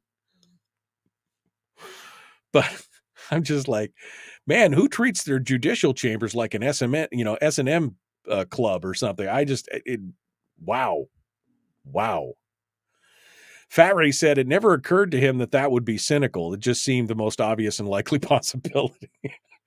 Sign number 1 that you might be cynical. You don't realize you're cynical. That's just reality. That's not cynicism. Remember Mayor Berkowitz? His nice image is burned into our minds.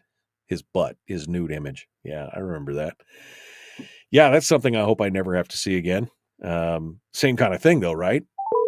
It's the same kind of thing. Good morning, Michael. Did it work? Do you have an 8x10 of Berkowitz's butt in your office? Did you put that up on your wall or what?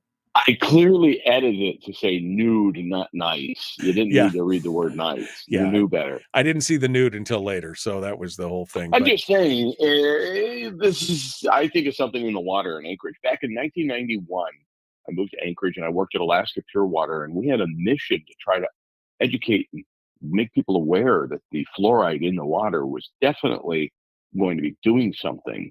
Something negative. It was going to have a deleterious effect on all the people of Anchorage. And I think we're seeing the results of it now, Michael. It's time to eradicate the aluminum byproduct known as fluoride from the water source. Well, the fluoride in the water will turn the frogs gay. You realize that, right? Alex Jones told us about that. Fluoride in the water is turning the frogs gay. I mean, we know that it's going. I'm just saying, it's the only thing I can figure, because Ethan Berkowitz was on the morning show with me while I was filling in for you, and he talked about community policing. So I talked to him the day after he won the election as mayor. He talked about community policing and everything. So I'm just saying, I don't know, something's going on because the community policing ain't working. He's sending nude pics to reporters. You got judges and prosecutors. I don't know what's happening up there, Michael, but it's mayhem. Yeah. Parliament mayhem up there. Well, I mean, again, maybe it's just perception, but does it seem to you that things have gotten a little crazier, a little more crazy than what you remember as well? Or is it, in my own little world? I think perception is the right word. You'd have to actually go look at the statistics and say, okay, what's really going on here, statistically speaking? Or is it just we're so hyper aware of everything in an instant? And I remember doing, again, back when I was filling in for you, actually I was filling in for Glenn Beagle. So it was before you were even arriving at KBYR. And the guy tried to back over 2 troopers with his truck and they shot him. And people were complaining. I said, no, the truck was a deadly weapon. Sorry. So, I mean, it's you're in the news business. You need to break from it. You need to You need to get somewhere tropical for a few minutes. Man, I don't even do stuff on the weekends. I don't read the news at all until I get ready for the show because I just can't take it anymore. So, you know my feeling on that. All right, let's go. Chris Story's our guest, The Michael Duke Show, Common Sense, Liberty-Based, Free Thinking Radio. Here we go. Chris Story, the obnoxiously positive and sometimes hilarious man from Homer, joins us every week to talk about pottery, positivity, and how not to become a nihilist. We're looking at you, Eric. It's the Michael Dukes Show. Yeah, I really want to know how not to become a nihilist. That seems like an important life lesson right there. Or how to not be quite so cynical. Chris and I were just talking about cynicism. How do I do that, Chris? This is and it's hard. If you're immersed in the news every day these days, you kind of feel that like, wow, man, things are crazy and it's accelerating. And maybe it's not, but somebody just said, who is Eric? Eric is my former producer. So that was for Eric back in the day. Chris Story, our guest, joins us right now to talk about, again, how not to become a nihilist and criticism and cynicism and everything else. Hello, Mr. Story. What's up? Good morning, Michael. Well, what I wanted to talk about, I think is going to dovetail seamlessly with the cliff with which you are standing at the edge of and about to jump. And of course, half of your audience is encouraging you to jump and see where you end up. And the other half is going, no, Michael, don't jump. You're too important to us. But I want to talk about the map of man. The map of man. And okay. I know I do not mean my award-winning, critically acclaimed thriller protagonist, Jacob Mann. I mean the map of man to represent all people. Okay. All right. I'm down. Give it to me. So Stephen Covey was incredibly famous for his 7 Habits of Highly Effective People, but his speeches were something to behold. He really was an incredible speaker. And he would talk about how the map isn't the territory. The map is just representation of the territory, similar to you as a human being. It's just a guide. It's just a representation, again, of what we've observed about this territory, and we've made a map of it, we made a note of it, and maps are incredibly useful, unless, he would say, unless you are driving in Chicago with a map of Detroit, then that map is useless. So maybe you as a person were handed a map a long time ago. Maybe you were given a map as a child and you were told, here, go this way.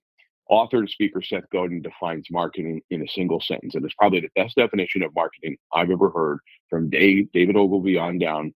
He said, marketing is people like us do things like this. Or you can interpret that as people like us buy things like this. People like us go to places like this. People like us drink things like this. That is a map.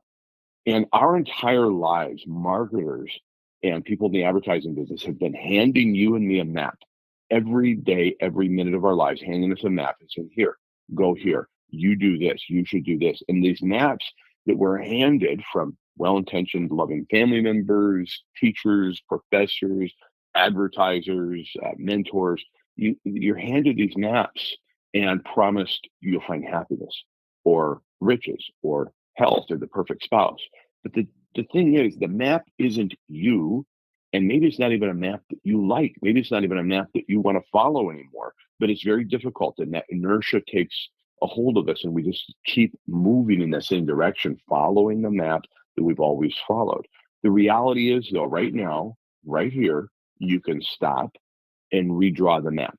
Maybe you like where you're going. You go, I wouldn't pick anything. Great. Awesome. But if you're not, if you're dissatisfied or you feel like there's something more, there's a dream you've been sitting on, there's something you've been pushing down, now's the time to design the map of your life on purpose and on your own terms. Because he is hollow who ignores the back roads of life because you're too busy living life on a freeway you don't even like anymore.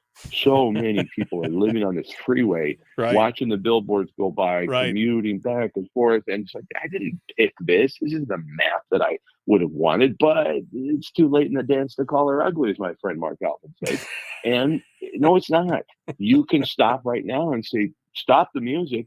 I'm going to redraw this map right now and determine where I want to go. My map says, here there be dragons on the end of it. And it just, sometimes it's like, you just want to run after it.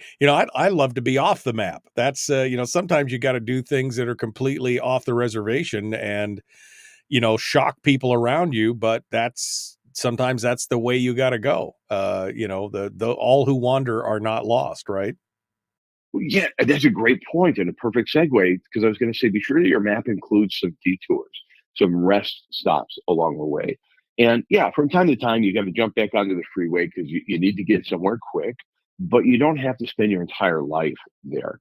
And I would say too, it doesn't matter how many miles are behind you on this journey, you can still stop, redraw the map right now. I was interviewed yesterday for a magazine, and the guy threw me for a loop. And you'll find this to be shocking, Michael, because I've told you many times, it's my humility that makes me great. I was a little bit agog at the question, what do you want your legacy to be? I was like, legacy? I don't know. I mean, it's so introspective, and so in my mind, like, God, that's so self-serving. I don't think in terms of my life that way, but we should sometimes. We should stop and think, what do you, like Maya Angelou said, they'll forget what you did, they'll forget what you said, but they'll never forget how you made them feel. So how are you making people feel around you? And I promise you this, if you're living someone else's map, if you've never been the cartographer of your own life, you're probably making people feel unhappy around you. You probably don't even know why you woke up in a bad mood, don't know why you're going to go to bed tonight feeling dissatisfied. It very well could be that the map of your life was drawn by somebody else, handed to you, and you've just been going, head down, going towards a destination, maybe known, maybe unknown, maybe not even of your choosing. Right. And that can get miserable.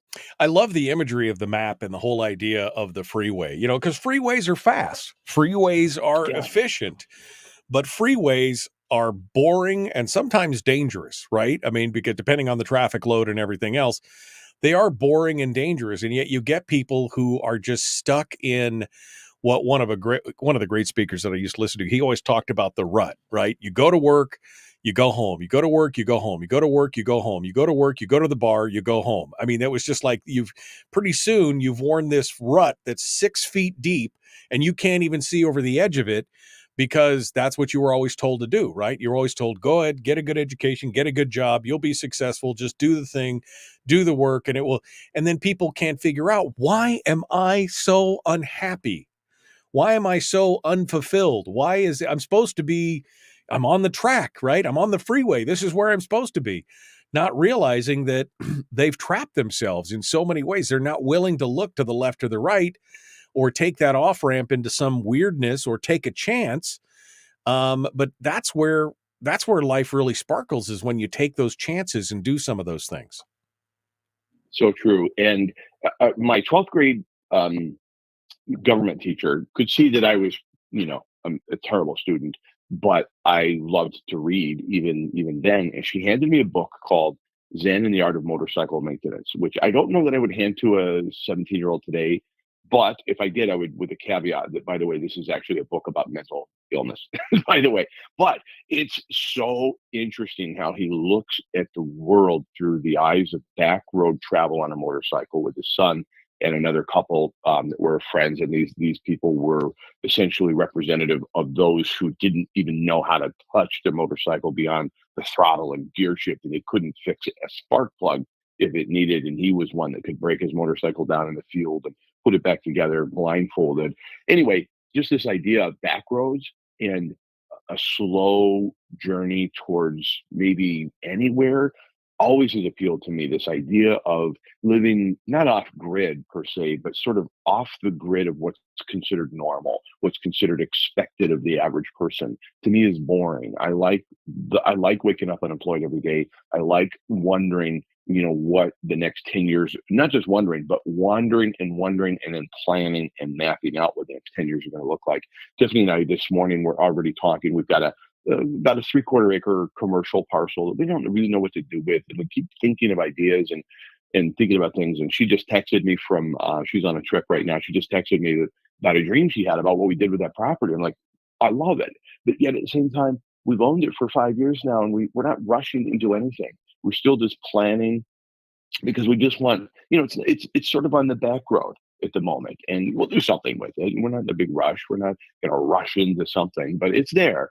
And I think just drawing the map of your life and living on your terms, if it sounds scary, you could start small. And then sometimes people say, well, where do I start? Well, where you are with what you've got. It always comes back to there's no place else to start but where you are. So if this sounds intriguing or interesting to you, then it is probably time to invest in a blank sheet of paper and begin to just start putting some things on your map that are intentional, on purpose, and that will make you look forward to tomorrow morning, will make you look forward to the next adventure in your life, the next phase or step of your life. Even if you're in the twilight and and you can count the number of Christmases you might be looking forward to on a hand or two, it doesn't matter. You get to determine from here to then what life is going to look like. It's your roadmap. So you were just saying, get a blank sheet of paper. I was just going to ask you, how do we get off the freeway? I mean, how do we look, how do we know which exit to take? What is the, in your mind, as you're looking at this, how do we know what's not a zombie-laden biker gang bar at the end of the off-ramp versus, a nice sunny park where we might enjoy ourselves? Well, that can be exciting. I mean, you could flip the script on that. For example, every time that the red light comes on when I'm doing my radio show, I have a bit of anxiety leading up to that moment. It's through the entire show, but I don't call it anxiety. I don't call it nerves. I call it excitement. Like, I'm excited. I care so much. I'm excited to deliver. I'm excited to bring something to you in a meaningful way. So I've flipped the script, and it's not nerves. It's not that pit of my, no, it's excitement. So you could flip the script and say, you know what? The unknown is appealing. I'm excited to see what's coming on this adventure. I know where I want to go.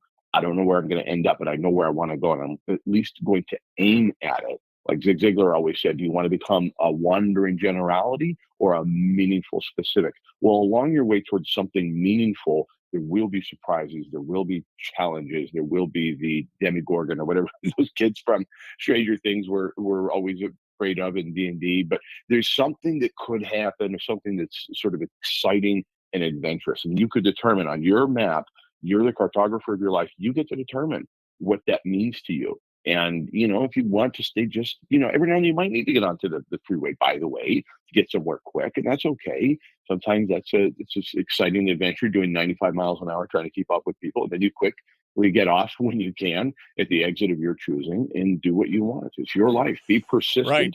Be determined, and forge ahead. Well, be on the freeway, but exit every now and then to try something new, and then come back on the freeway if that's what it needs to be. Maybe one day you won't come back on the freeway. Maybe one day you'll find yourself on a back road that's perfect. I mean, who knows? But you got to try something different. Yeah, on your terms. On your terms. All right. Well, Chris Story, ilovehomeralaska.com is where you'll find all his works and his stuff, his podcast, his radio show. ilovehomeralaska.com, author of The Backyard Millionaire, the Jacob Mann series, Born to Live, the podcast, and of course his radio show, which is going to happen today at 1 p.m. on the stations down on the peninsula, KPEN. So go join it down there. Thank you, Chris, my friend. Appreciate you coming on board. My pleasure, Michael. Thank you. Hold the line for just a second. Chris Story, our guest. Tomorrow is another day. Julie Colomb and Russell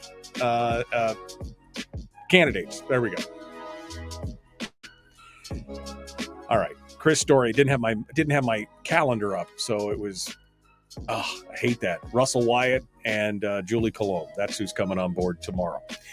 I just wanted to give you a final bite, Chris, because that was a really good stuff, and we went a little long there. We got close to the end, so anything else you wanted to summate with? We'd love to hear your words of wisdom before we let you go. No, I think that was a great exchange. I think we were synchronistically lined up this morning. It's, I think, a perfect time to look at, as you were describing, is the world more on fire than it's been before? Is something going on, or is it my interpretation of it? And you get to choose, you get to think about it. Of course, the statistics, easy for me to say, will prove out which right. statistics and shootings and murders and all that.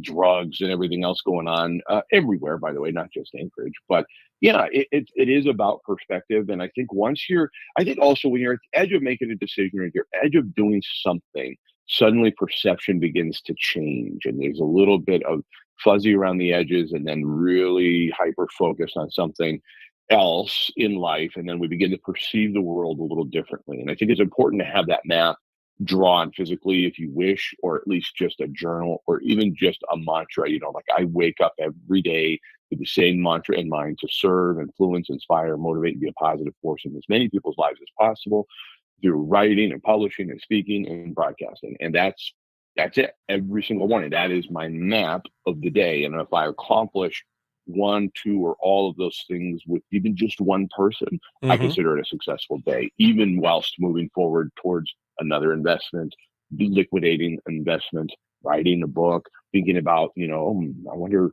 if anyone's going to buy this book. I don't care. I honestly do not care. I've got to put it into the world because it's on my map and it feels right to me. So at some point, it's going to end up in somebody's hands and it's going to make a difference in their life, and I'll have fulfilled my mission.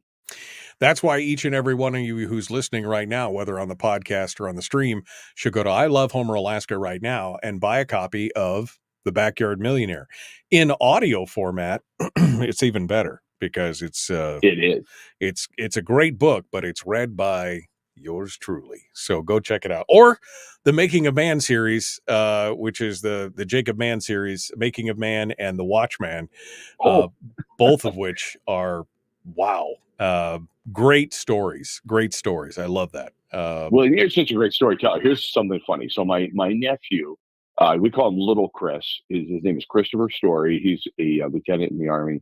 He's 6'4", so it's ironic that we call him Little Chris. I'm 6 foot. He's 6'4". But anyway, he's my namesake, my brother's son, oldest son. Anyway, he is here with his girlfriend, who is also in the Army, and they're going to be driving back to Fairbanks. They're visiting now. They're going to be driving back to Fairbanks, and they were saying the other night, "We can't wait. We're going to listen to the Michael Mann series as we go home. There's both of your books. We're going to listen to them on the drive home." And I was like, "Michael Mann? That's right, your character, Michael Mann." I said, "No, it's Jacob Mann." And they're like, "Oh, read by Michael Dukes. That's right." But anyway, I thought you'd get a kick out of that. That's funny. Renamed him Michael Mann. So, we never know. Maybe Jacob has a long lost brother named Michael. Yeah. Well, Michael Mann is a famous Hollywood director. So I mean, it wouldn't be bad to be Michael Mann, I guess. But no, I look forward to the next installment of that book. The first one was good. The second one was better. I can't wait to see what the third one is as far as story-wise, because, man. It involves a map, ironically. It involves a map. So Jacob won't tell you how, but at some point gets turned on to where to look for a map in the secret hiding location, finds it, which then leads him on an adventure with a woman towards some unknown destination. So that a map actually ironically does play a role in the next book. He's going to get off the freeway is what you're saying. Not that there's any freeways in Alaska, but yeah. All right. No, Jacob got off the freeway a long time ago. That guy, he's a player. You're telling me there's another woman involved? Oh man, that guy's a player. All right. Chris Story. A little autobiographical. Yeah. Living out his fantasy world in his books. I Love Homer, Alaska. Go pick up a copy of The Backyard Millionaire. You will be better for it. I guarantee it. It's a great book. All right, Chris, we will see you next week, my friend. Thank you so much. Okay. Thanks, Michael. Have a great day. Appreciate it. All right, folks. Well, that does it for today. We are done. Russell Wyatt and Julie Colomb both going to be on the program tomorrow. And we'll be here too. Hopefully I'm bringing you something good every day. That's all I'm hoping. What is my legacy? I don't know. Maybe that I made you smile. I made you think. I educated you. I enlightened you, and I entertained you. Those are the three things that I like to do every day. All right. Well, that's it. We're out of time. We will see you guys tomorrow. Have a great day, my friends.